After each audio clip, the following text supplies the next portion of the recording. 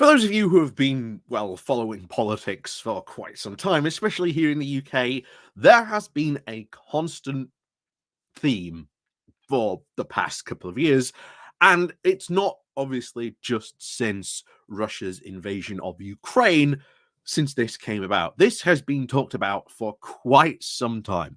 And that is the reality that since, well, since sort of the teens, the 20 teens, as I suppose we're meant to call them now, Russia has been openly and operating its own cyber units. This is part of its international affairs. We can use these social media things to destabilize countries, to influence foreign politics, and we have seen many examples of this throughout the years that this has happened. Moldova being a recent, or at least the most recent example, where Facebook had to turn off adverts because the Russian government, or at least these Russian cyber farms, had been running adverts in Moldova to try and say that the reason your gas prices were so expensive was because you'd been cut off from Russia, and that you should instead ignore the government and learn to love Russia.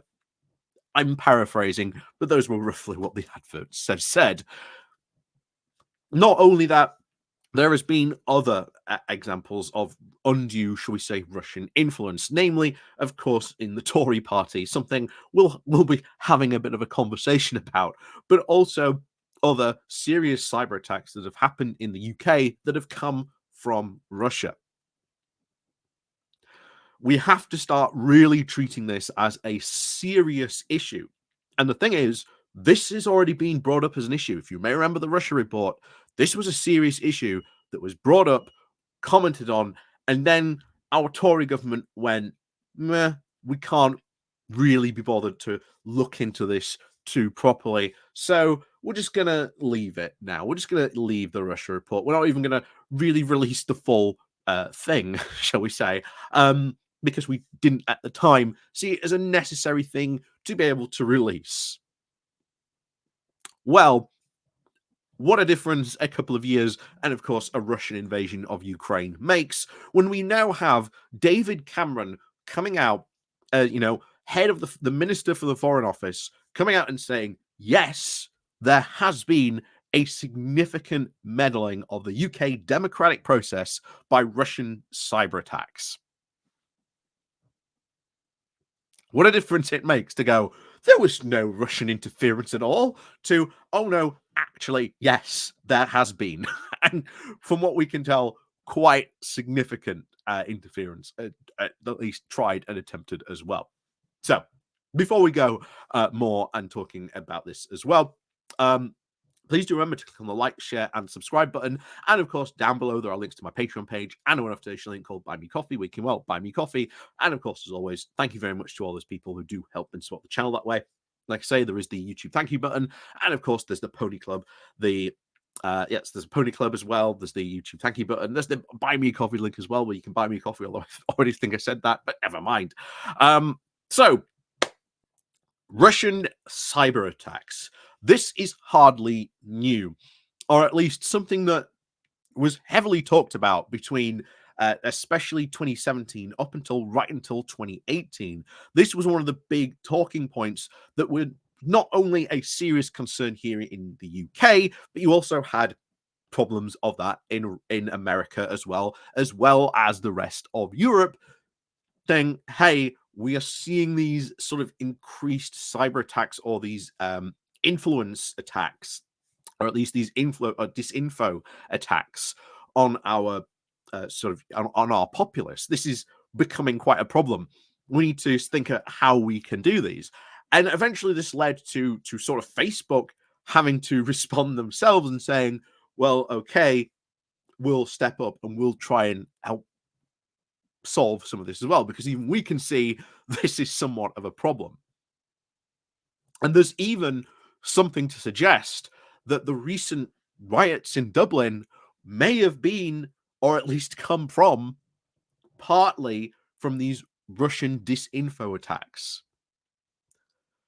So you can see us probably taking this issue seriously, which, to be honest, we should have done years and years ago, but the Tory party, as we said, were just not interested in having this as a conversation. Because you've got to remember that even in the Tory party, there was a group called the Tory Friends of Russia, of a group of MPs who would welcome Tory Russian oligarchs, shall we say, who wanted to be both UK and Russian citizens, and would be given a golden parachute and a Duplo passport where it was both Russian and UK, because they would make a, shall we say, significant donation to the Tory party.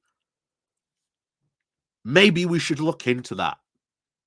Or maybe we should be going to those people now and saying, okay, decision time. You're either Russian or you're a UK citizen. You've got 6 months to make your choice. Choose. Maybe we should be looking at that. Maybe, of course, we should be looking at, of course, Lebedev, whose father was a Russian, member of the KGB.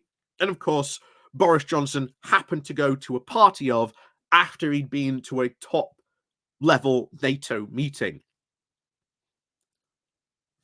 Maybe, we should have a look into that. Now, of course, I highly suspect that our security services have been doing this in the background. They're not idiots.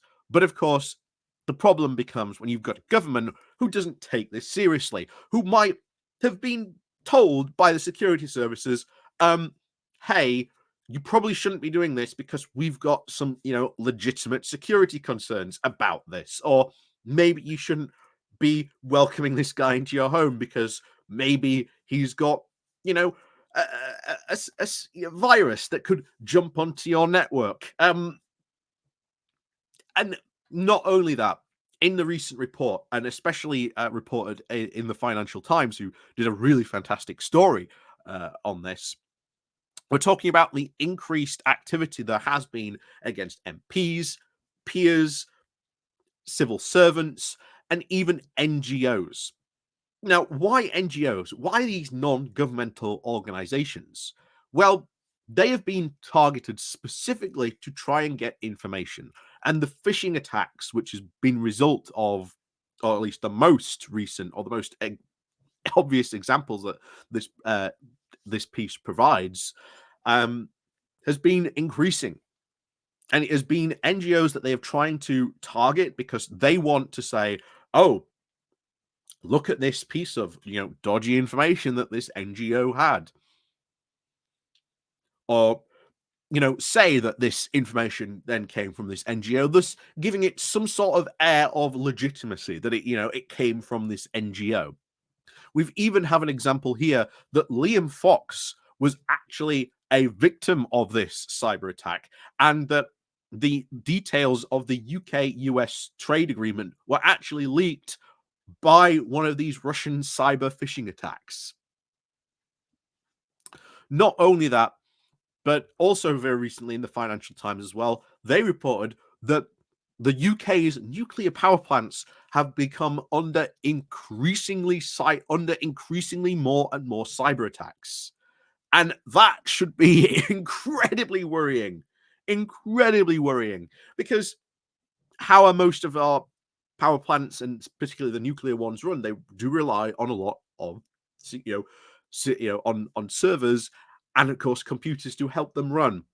What happens if a terrorist or one of these Russian cyber spies, as I suppose the report calls them, gets access? And what if they make a demand saying that we should stop supporting Ukraine, or else they'll cause a meltdown in one of our nuclear power plants? Because they've got the keys. Like I say, all this is really very worrying. And to be honest, it's about time we really took this seriously. And the fact that the government has finally decided to take it seriously, and it's coming from David Cameron, says volumes and speaks volumes, to be honest, to the amount of, shall we say, uncomfortable connections that many of the Tories have had for a number of years with Russia. And to be honest, one of the things that I do hope when we get, our next government in, is that they look into this properly. They follow the recommendations of the Russia report. So I do hope that happens and that, we finally start taking this seriously. But a lot of the things that would need to happen for us to especially take this seriously, we would need, shall we say, to remove the Tories. Because you may remember when the Ukrainian invasion happened and we started talking about these very uncomfortable links that, a lot of the Tories had with people in Russia. Boris Johnson was very quick to say, oh, hold on, we shouldn't be so Russia phobic. I mean, we might have, taken a lot of money from these, Russian oligarchs, but that's no reason to suddenly start suspecting anything now, is there? So, as always, let me know what you think in the comments down below. And of course, as always, remember to click on the like, share, and subscribe button. And of course, as always, we'll see you all next time.